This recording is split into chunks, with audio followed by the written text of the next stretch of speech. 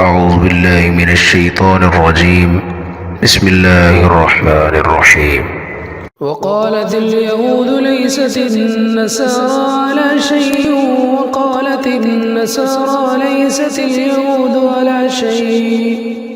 على شيء وهم يتلون الكتاب كذلك قال الذين لا يعلمون مثل قولهم فالله يحكم بينهم يوم القيامة فيما كانوا فيه يختلفون ومن أظلم ممن منع مساجد الله أن يذكر فيها اسمه وسعى في خرابها أولئك ما كان لهم أن يدخلوها إلا خائفين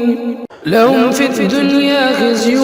ولهم في الآخرة عذاب عظيم ولله المشرق والمغرب فأينما تولوا فثم وجه الله إن الله واسع عليم وقالوا اتخذ الله ولدا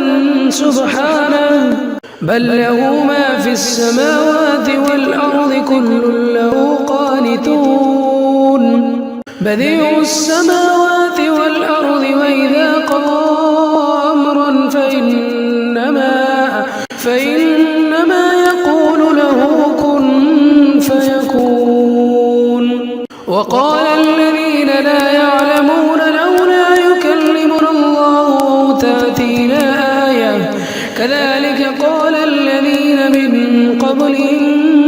مثل قولهم تشابهت قلوبهم قد بينا الآيات لقوم يوقنون إنا أرسلناك بالحق بشيرا ونذيرا ولا تسأل عن أصحاب الجحيم